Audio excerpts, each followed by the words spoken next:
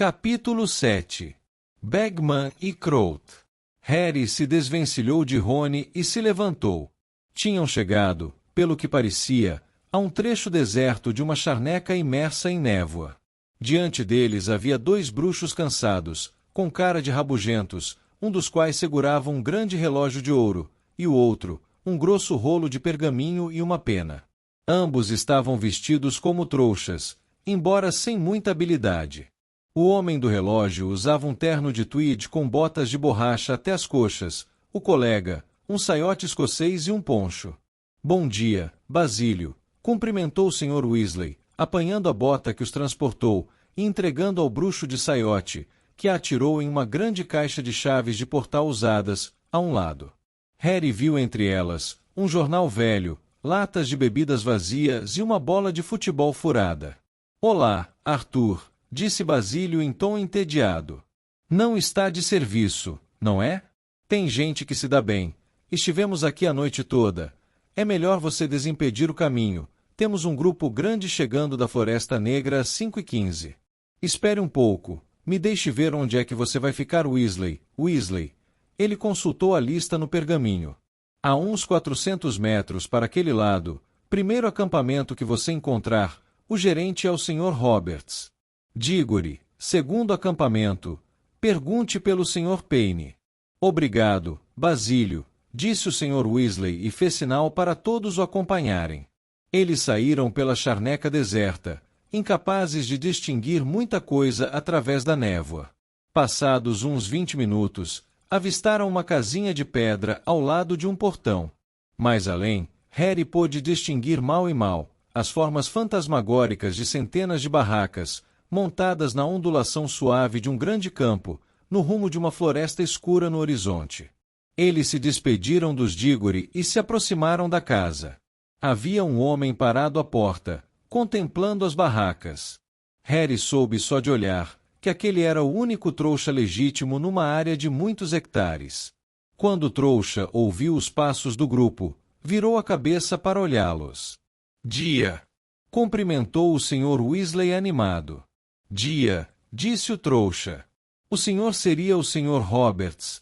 Seria, respondeu o Sr. Roberts. E quem é o senhor? Weasley. 2 barracas reservadas há uns 2 dias. Certo, confirmou o Sr. Roberts, consultando uma lista pregada à porta. O lugar é lá perto da floresta. Só uma noite. Isso, respondeu o Sr. Weasley. O senhor vai pagar agora, então? Perguntou o Sr. Roberts. Certo, é claro. O Sr. Weasley se afastou um pouco da casa e fez sinal a Harry para acompanhá-lo. Me ajude, Harry, murmurou, puxando do bolso um rolinho de dinheiro de trouxa e começando a separar as notas. Esta aqui é de 10. Ah é, vejo agora que tem um númerozinho. Então está de 5? De 20, corrigiu o Harry falando baixo, incomodamente consciente de que o Sr. Roberts estava tentando ouvir cada palavra que diziam. Ah é mesmo. Não sei, esses pedacinhos de papel. É estrangeiro? Perguntou o Sr. Roberts, quando o Sr. Weasley voltou com o dinheiro certo. Estrangeiro? Repetiu o bruxo, intrigado. O senhor não é o primeiro que se atrapalha com o dinheiro, disse o gerente, observando o Sr. Weasley atentamente.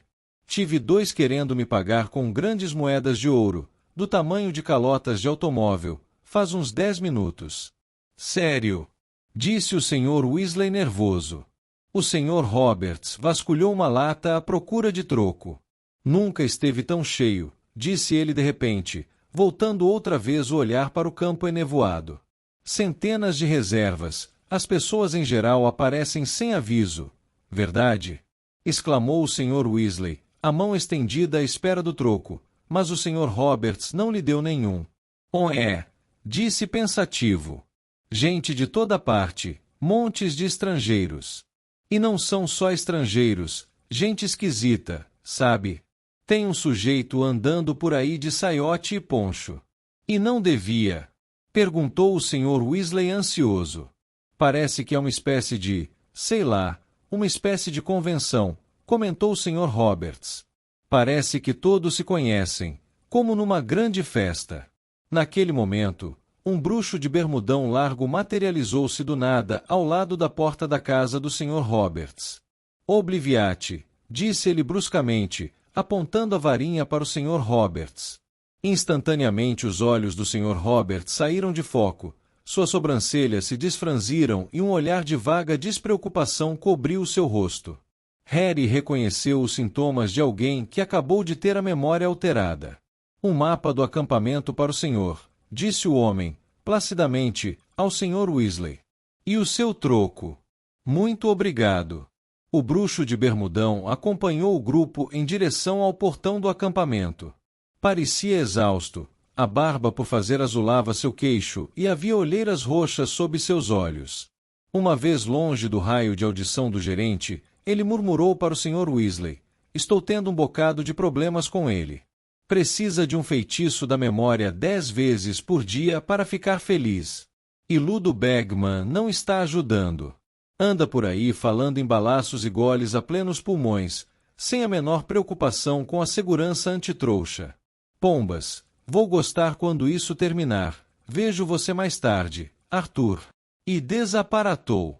Pensei que o Sr. Bagman fosse chefe de jogos e esportes mágicos, disse Gina parecendo surpresa. Devia ter mais juízo e parar de falar de balaços perto de trouxas, não devia?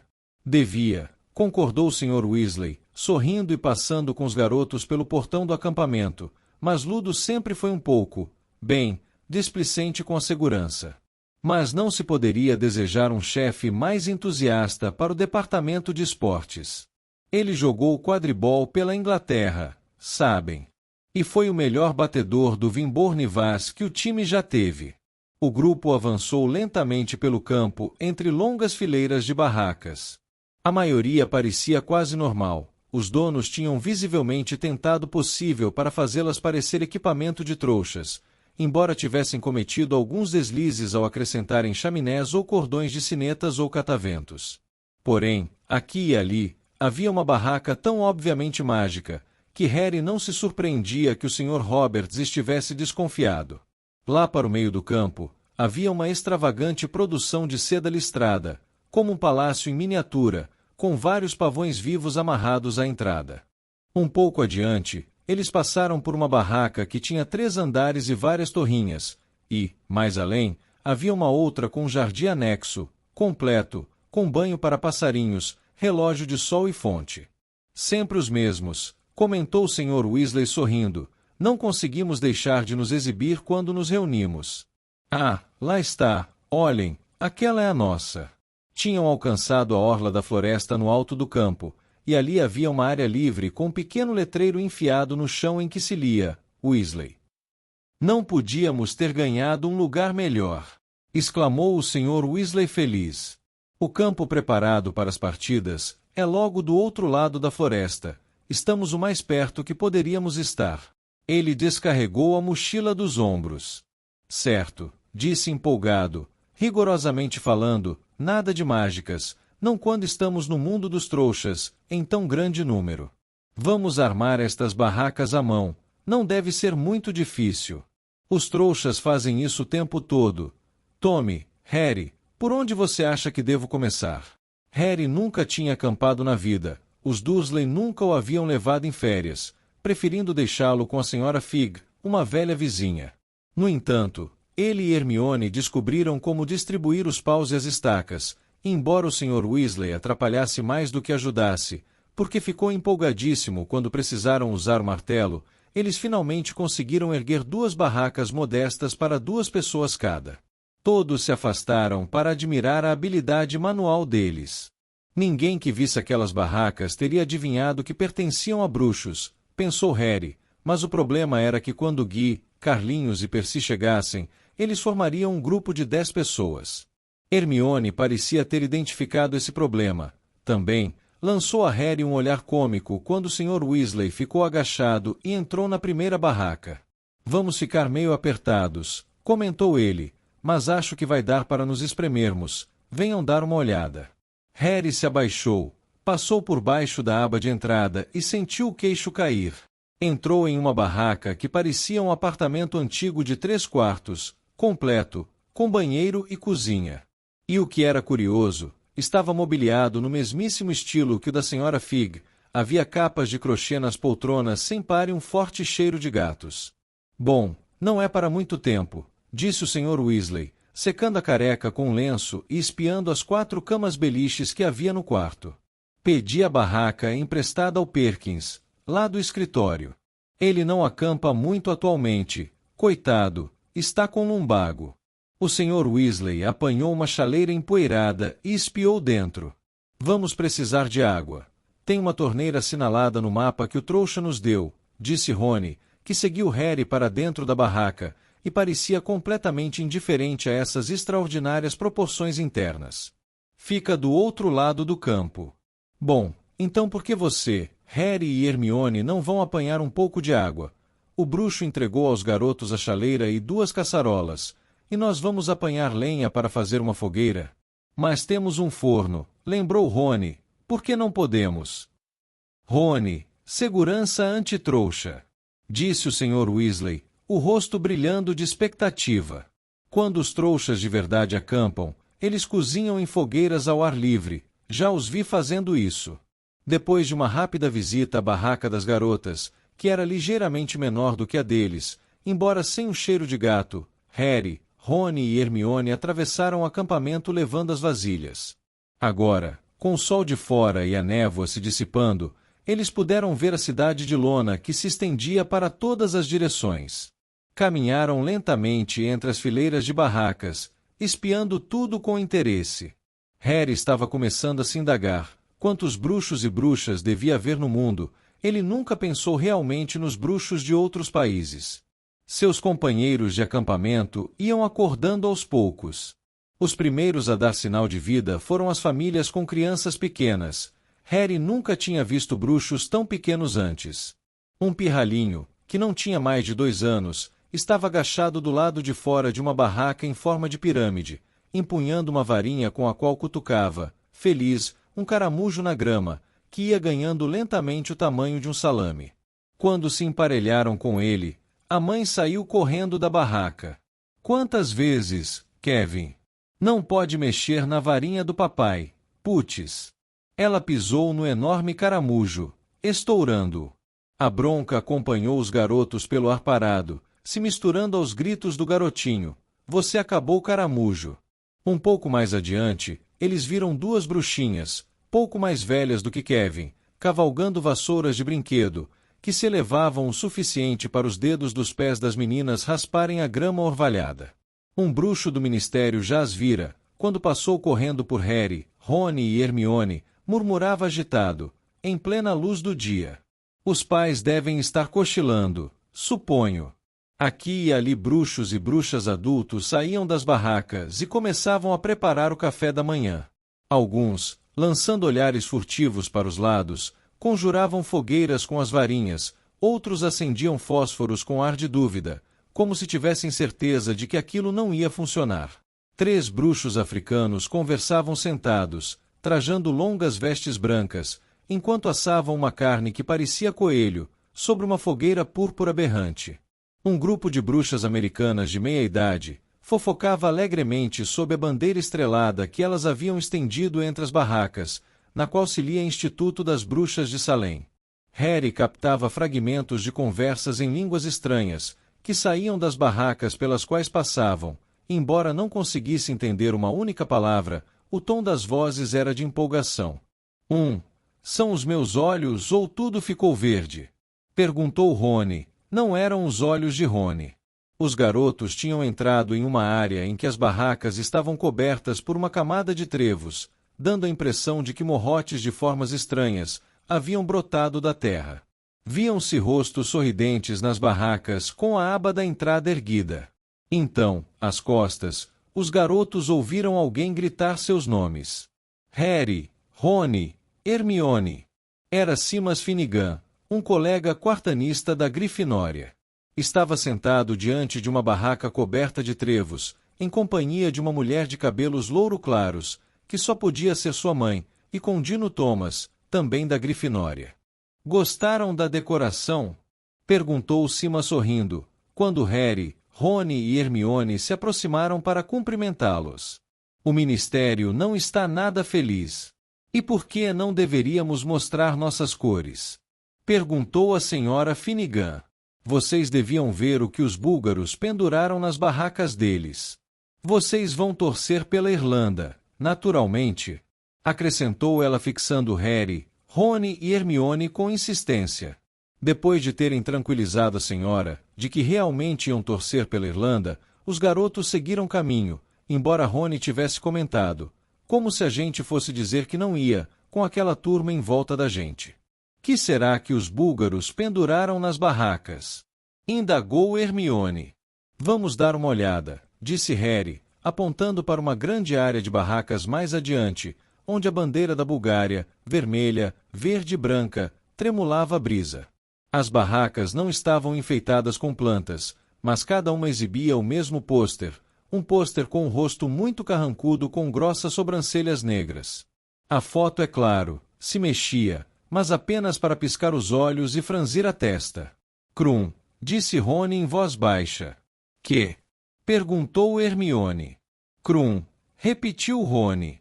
Victor Krum, o apanhador búlgaro. Ele parece bem rabugento, comentou Hermione, olhando para os muitos Krums que piscavam e franziam a testa para eles. Bem rabugento. Rony olhou para o céu. Quem se importa com a cara dele? Ele é incrível. E é bem moço, também. Tem uns 18 anos, por aí. É um gênio. Espere até ver hoje à noite. Já havia uma pequena fila torneira no canto do acampamento. Harry e Rony entraram logo atrás de dois homens que discutiam acaloradamente. Um deles era um bruxo muito velho que usava uma longa camisola florida. O outro era visivelmente um bruxo do ministério. Este segurava calças listradas e quase chorava de exasperação. Vista as calças, Arquibaldo, seja bonzinho, você não pode andar por aí vestido assim, o trouxa no portão já está ficando desconfiado. Comprei isso numa loja de trouxas. Defendeu-se o velho bruxo, teimando, os trouxas usam isso. Mulheres trouxas usam isso, Arqui, não os homens, eles usam isto aqui, disse o bruxo do ministério mostrando as calças listradas. Não vou vestir isso, retrucou o velho bruxo indignado. Gosto de sentir uma brisa saudável nas minhas partes, obrigado. Hermione foi tomada por um tal acesso de riso, nessa hora, que precisou sair da fila e só voltou depois que Arquibaldo tinha se abastecido de água e ido embora. Caminhando mais devagar agora, por causa do peso da água, os garotos tornaram a atravessar o acampamento. Aqui e ali, eles viam rostos mais familiares, outros alunos de Hogwarts com as famílias. Olívio Wood, o ex-capitão de quadribol do time de Harry, que terminou os estudos em Hogwarts, arrastou o garoto até a barraca dos pais para apresentá-lo. Ele contou cheio de empolgação que entrou para o time de reserva do Puddlemere United.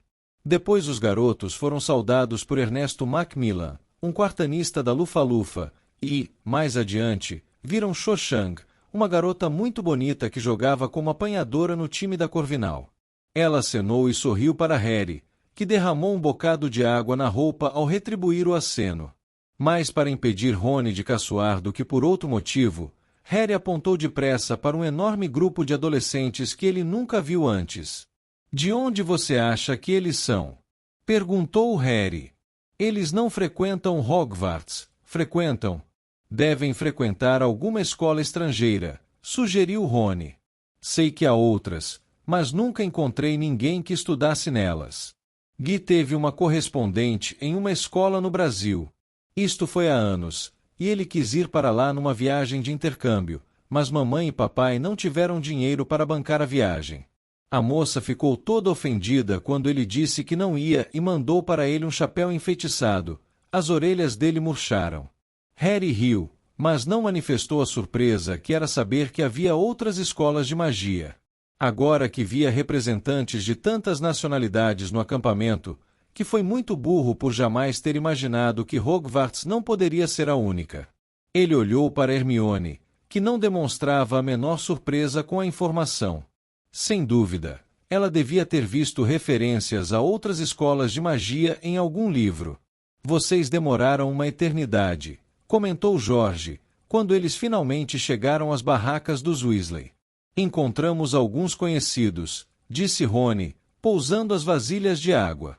Você ainda não acendeu a fogueira? Papai está se divertindo com os fósforos, disse Fred. O Sr. Weasley não estava tendo o menor sucesso em acender a fogueira, mas não era por falta de tentativas. Fósforos partidos coalhavam o chão ao seu redor, mas ele parecia estar se divertindo como nunca. Opa! Exclamou ele, ao conseguir acender um fósforo, mas largou-o na mesma hora no chão, surpreso. Chegue aqui, Sr. Weasley, disse Hermione bondosamente, tirando a caixa das mãos dele e começando a mostrar como fazer fogo direito. Finalmente, eles acenderam a fogueira, embora levasse no mínimo mais 1 hora, até ela esquentar o suficiente para cozinhar alguma coisa. Mas havia muito que ver enquanto esperavam. A barraca deles estava armada ao longo de uma espécie de rua de acesso ao campo de quadribol, por onde funcionários do ministério corriam para cima e para baixo, cumprimentando cordialmente o Sr. Weasley ao passar. O Sr. Weasley fazia comentários contínuos, principalmente para benefício de Harry e Hermione. Seus próprios filhos já conheciam bastante o ministério para se interessar. Aquele era Cuterto Mockridge, chefe da seção de ligação com os duendes. Lá vem Gilberto Vimple. Ele trabalha na comissão de feitiços experimentais. Já usa aqueles chifres há algum tempo. Alô, Arnaldinho. Arnaldo Peazegod. Ele é um obliviador. Trabalha no esquadrão de reversão de feitiços acidentais, sabe? E aqueles outros são Bode Croaker. São 2 inomináveis. São o quê? Do Departamento de Mistérios, ultra-secretos. Não tenho a menor ideia do que fazem. Finalmente, a fogueira ficou pronta e eles já haviam começado a preparar salsichas com ovos quando Guy, Carlinhos e Percy saíram caminhando da floresta para se reunirem à família. Acabei de aparatar, papai, disse Percy em voz alta. Que excelente almoço! Já haviam comido metade das salsichas com ovos quando o Sr. Weasley se levantou de um salto, acenando e sorrindo para um homem que vinha em sua direção. Ah! Exclamou ele. O homem do momento, Ludo.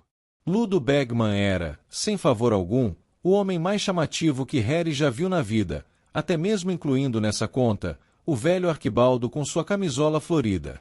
Usava longas vestes de quadribol, com grandes listras horizontais amarelas e pretas. Uma enorme estampa de uma vespa tomava todo o seu peito. Tinha a aparência de um homem corpulento que parou de se exercitar. Suas vestes estavam muito esticadas por cima da enorme barriga, que certamente não existia, na época em que ele jogava quadribol pela Inglaterra.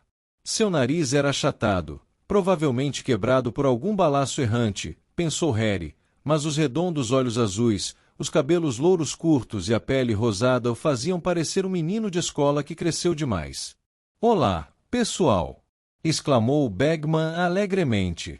Andava como se tivesse molas nas solas dos pés. Era visível que estava num estado de extrema empolgação. Arthur, meu velho, ofegou ele, ao chegar à fogueira. Que dia, hein? Será que podíamos ter desejado um tempo mais perfeito?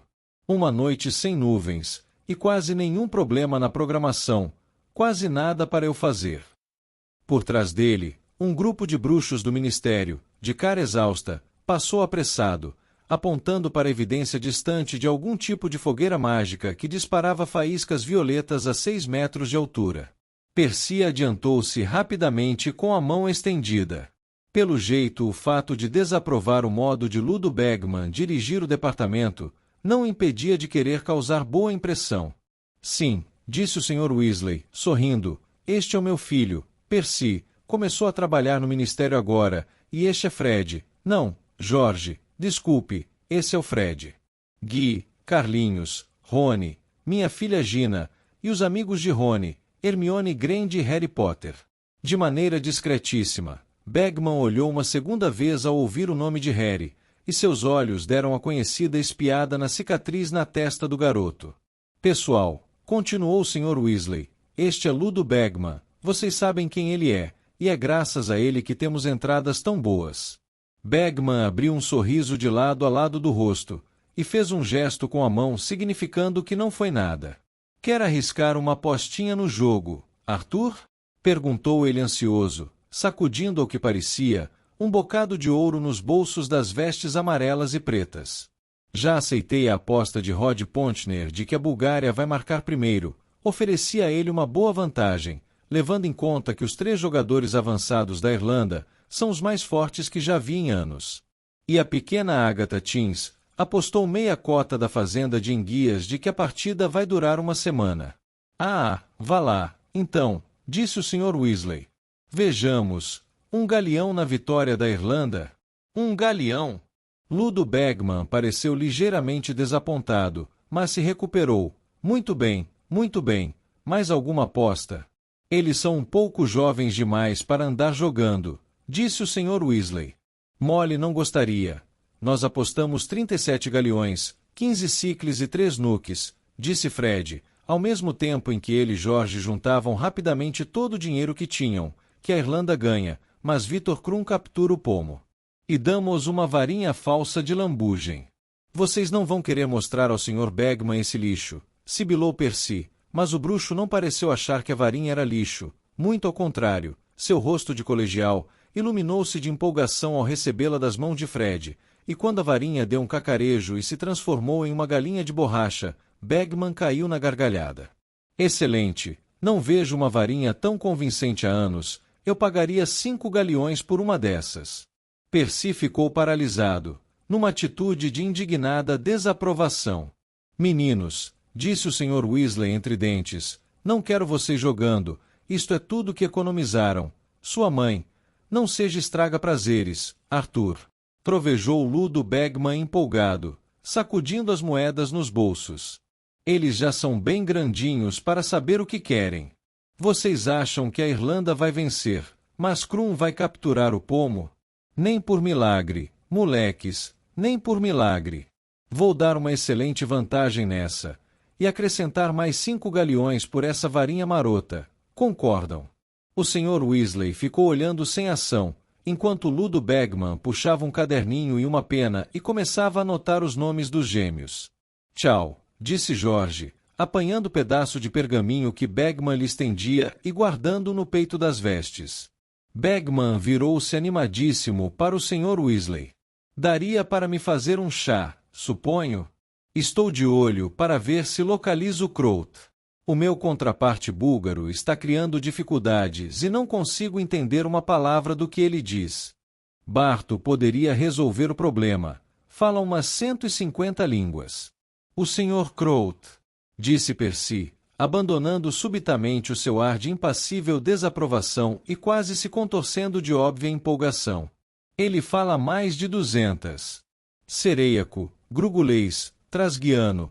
Qualquer um sabe falar trasguiano, disse Fred fazendo pouco, é só a gente apontar e grunhir. Percy lançou a Fred um olhar feíssimo e atiçou os gravetos da fogueira vigorosamente para fazer a chaleira ferver. Já teve notícias de Berta Jorkins, Ludo? Perguntou o Sr. Weasley quando Bagman se sentou na grama ao lado deles. Nem um pio, disse Bagman à vontade. Mas ela vai aparecer, coitada da velha Berta. Tem a memória de um caldeirão furado e nenhum senso de direção. Perdida, se quiserem me acreditar, vai aparecer na sessão lá para outubro, pensando que ainda é julho. Você não acha que já estava na hora de mandar alguém procurá-la? Sugeriu hesitante o Sr. Weasley, quando Percy estendeu a Bagman o chá pedido. É o que o Barto Crout não para de dizer, respondeu Bagman, arregalando inocentemente seus olhos redondos, mas o fato é que não podemos destacar ninguém no momento. Ah, é falar no demônio, Barto. Um bruxo tinha acabado de aparatar junto à fogueira, e não poderia oferecer um contraste maior a Ludo Bagman, estirado na grama com as vestes velhas do Vaz. Barto era um homem mais velho, formal, impertigado, vestido com um terno e uma gravata impecáveis. A risca nos seus cabelos grisalhos e curtos era quase absurdamente reta e o bigode fino de escovinha parecia ter sido aparado com uma régua. Seus sapatos eram exageradamente lustrosos. Harry percebeu na hora porque Percy o idolatrava.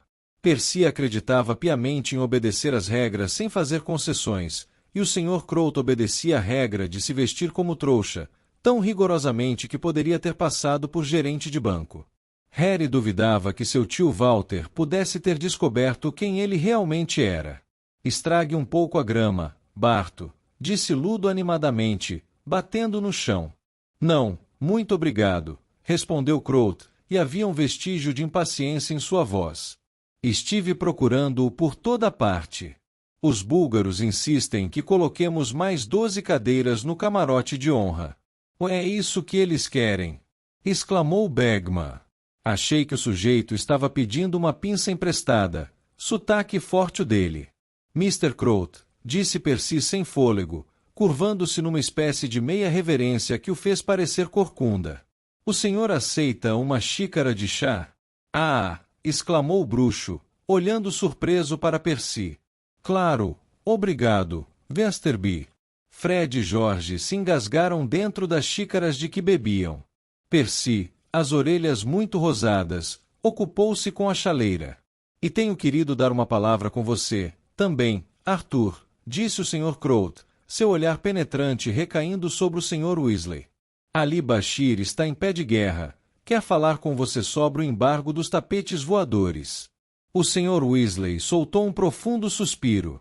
Mandei-lhe uma coruja sobre isso ainda na semana passada. Já devo ter dito a Bashir umas 100 vezes. Tapetes são classificados como artefatos mágicos pelo registro de objetos enfeitiçáveis proscritos, mas, e ele quer me escutar? Duvido, respondeu o Sr. Crouch, aceitando a xícara de Percy. Ele está desesperado para exportar para cá. Bom, eles nunca vão substituir as vassouras na Grã-Bretanha, vão? Disse Bagman. Ali acha que há um nicho no mercado para um veículo familiar, explicou o Sr. Crouch. Eu me lembro de que o meu avô tinha um Axminster que levava 12 pessoas, mas isso foi antes dos tapetes serem banidos, naturalmente. Ele falou como se não quisesse deixar a menor dúvida de que todos os seus antepassados cumpriam rigorosamente a lei. Então, muito ocupado, Barto? Perguntou Bagman despreocupadamente. Bastante, respondeu o outro seco. Organizar chaves de portal em 5 continentes não é uma tarefa qualquer, Ludo. Imagino que os dois vão ficar contentes quando o evento acabar, comentou o Sr. Weasley. Ludo Bagman pareceu chocado. Contente, não me lembro de ter me divertido tanto. Ainda assim, não é que não haja mais trabalho pela frente, hein, Barto? Muita coisa ainda para organizar, hein? O Sr. Crouch ergueu as sobrancelhas para Bagman. Combinamos de não anunciar nada até todos os detalhes. Ah, os detalhes! Exclamou Bagman, afastando a palavra como se fosse uma nuvem de mosquitos. Eles já assinaram, então? Concordaram. Aposto o que você quiser como esses garotos vão saber logo. Quero dizer, vai acontecer em Hogwarts. Ludo, precisamos receber os búlgaros, sabe? Disse o Sr. Crouch bruscamente, cortando os comentários de Bagman. Obrigado pelo chá, Westerby. Ele devolveu a Percy a xícara de chá intocada e esperou Ludo se levantar. Bagman se pôs em pé com dificuldade, virando o restinho de chá, o ouro em seus bolsos tilintando alegremente. Vejo vocês todos mais tarde, disse ele. Vão ficar no camarote de honra comigo. Vou comentar o jogo. Ele acenou. Barto Crouch fez um movimento rápido com a cabeça e os dois desaparataram. O que é que vai acontecer em Hogwarts, papai? Perguntou Fred na mesma hora. Do que é que eles estavam falando? Você vai descobrir logo, disse o Sr. Weasley sorrindo. É informação privilegiada, até o Ministério achar conveniente comunicá-la, disse Percy impertigado. O Sr. Crouch estava certo em não querer revelar nada. Cala a boca, Westerby, disse Fred. A atmosfera de excitação foi se adensando como uma nuvem palpável sobre o acampamento, à medida que a tarde avançava. À hora do crepúsculo, o próprio ar parado de verão parecia estar vibrando de empolgação, e quando a noite se estendeu como um toldo sobre os milhares de bruxos que aguardavam, os últimos vestígios de fingimento desapareceram. O ministério pareceu se curvar ao inevitável e parou de combater os indisfarçáveis sinais de magia que agora irrompiam por toda parte. Ambulantes aparatavam a cada metro, trazendo bandejas e empurrando carrinhos cheios de extraordinárias mercadorias. Havia rosetas luminosas, verdes para Irlanda, vermelhas para Bulgária, que gritavam os nomes dos jogadores. Chapéus verdes cunicos enfeitados com trevos dançantes, echarpes búlgaras adornadas com leões que rugiam de verdade. Bandeiras dos dois países que tocavam os hinos nacionais, quando eram agitadas. Havia miniaturas de Firebolt, que realmente voavam, e figurinhas colecionáveis dos jogadores famosos, que andavam se exibindo nas palmas das mãos. Guardei o meu dinheiro o verão todo para o dia de hoje, disse Rony a Harry, quando os três saíram caminhando entre os vendedores comprando lembranças. Embora Rony já tivesse comprado um chapéu com trevos dançantes e uma grande roseta verde, comprou também uma figurinha de Viktor Krum, o apanhador búlgaro. O brinquedo andava para frente e para trás na mão do garoto, amarrando a cara para a roseta verde acima. Uau! Olha só para isso! Exclamou Harry, correndo até um carrinho atulhado de coisas que pareciam binóculos de latão, só que eram cheios de botões estranhos. Onióculos, disse o vendedor pressuroso. Você pode rever o lance, passar ele em câmara lenta, e ver uma retrospectiva lance a lance, se precisar. Pechincha, 10 galeões 1. Eu queria não ter comprado isso, disse Rony, indicando o chapéu com os trevos dançantes e olhando, de olho comprido, para os onióculos. 3. Disse Harry com firmeza ao bruxo. Não, não precisa, disse Rony ficando vermelho. Sempre se melindrava com o fato de que Harry, que herdou uma pequena fortuna dos pais, tivesse muito mais dinheiro do que ele.